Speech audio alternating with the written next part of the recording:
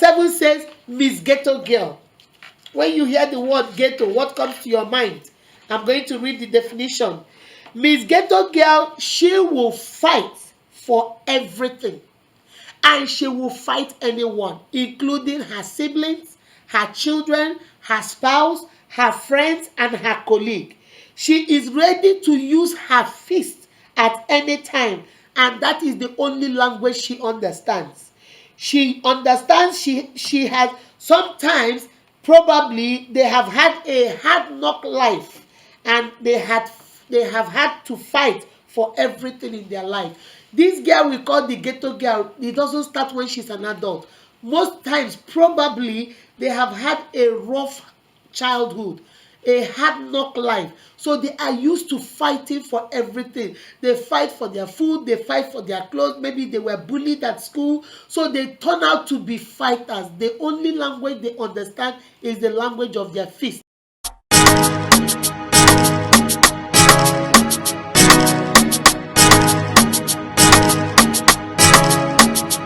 Live from Atlanta, Georgia. Beautiful, wonderfully made by God. Welcome to the Big Show. They fight, they can fight at the store, they can fight in church, they can fight on the street. Everything comes to blow with them. They sort it out with their fist. Those girls, we call them Miss Ghetto Girls. They are women like that. And when they carry it into the home, they also become fighting mothers.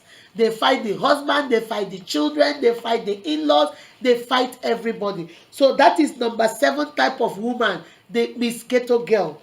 Number 8 is Miss Holy Jane. Let me tell you who Miss Holy Jane is. We have to be very careful, sisters. I'm going to emphasize a little bit on this. The Holy Jane sisters, the church is everything to her. She has to consult the church and her pastor for everything about her life. Her pastor is the be-all and end-all. She is always nice and deserves her equal when she's getting married.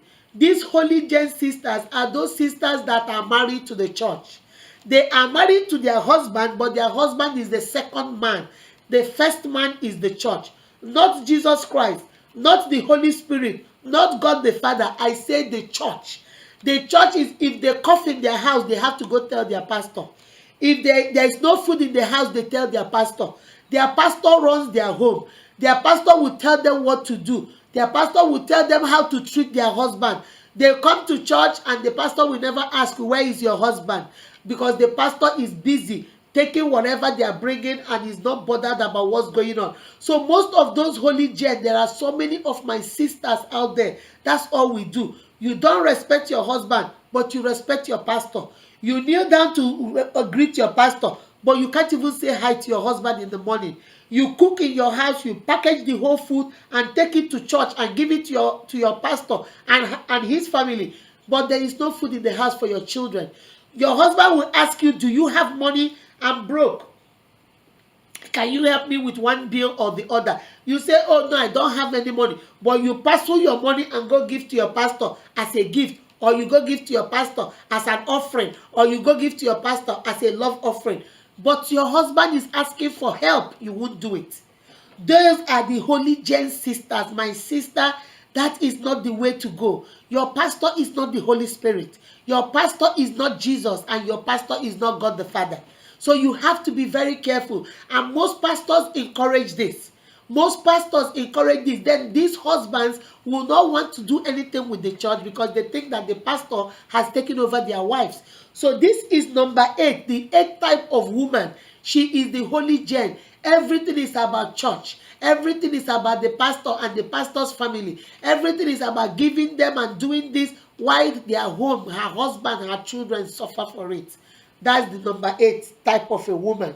Then number 9 is Miss Wannabe.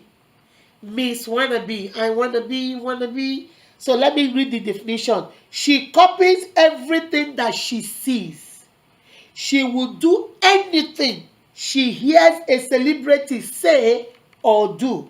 She wants everything her friend has, even though she can't afford it. That's Miss Wannabe. I want this necklace, but I can't afford it. But because my friend has it, I will do whatever that is possible to make sure I buy this. I like this, my friend's ring. I don't have the money for it, but I must make sure that there will be no peace in my home until my husband buys this. I want to go do my hair, and I'm going to go to the same hairdressing place that my friend went to.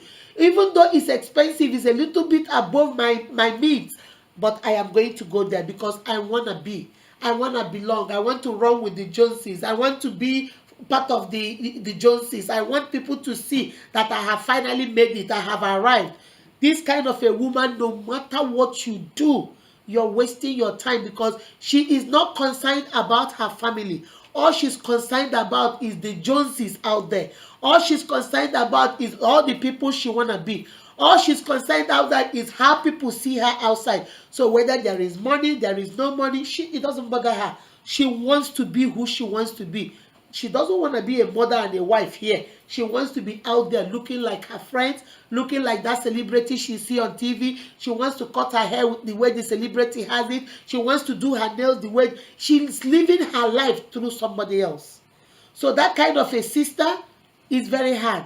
That's a Miss Wannabe. She wants to be what she is not. And she's going to do it at the expense of her family just to be that thing she wants to be. And then that's number 9, Miss Wannabe. Number 10 says Miss Crier. Miss Crier, let me tell you who she is. She is born to cry. She cries at the drop of a hat. She is very emotional, and you begin to wonder how she has managed through life. There are some women like this, they cry for everything. They think crying is the only way to make you sympathize with them, have patience with them, and then let them do whatever they want to do. You say a word to them, they cry.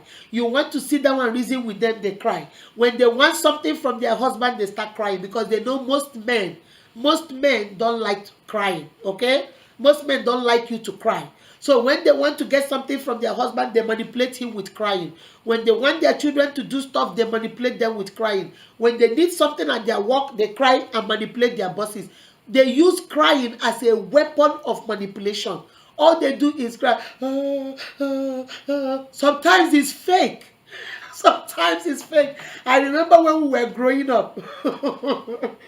When you start crying like that, my father would say, "Stop all that your crocodile tears." Stop all that your crocodile tears, because it's not real tears. You're just crying just to get attention. These kind of women, they will do anything for attention. They will cry. They will pretend they are sick. They will make themselves sick. They will pretend something is wrong with their car. They will do anything to draw your attention. They just seek for attention. We call them Miss Crier. They cry all the time. At the drop of a hat, they are crying. That's number 10.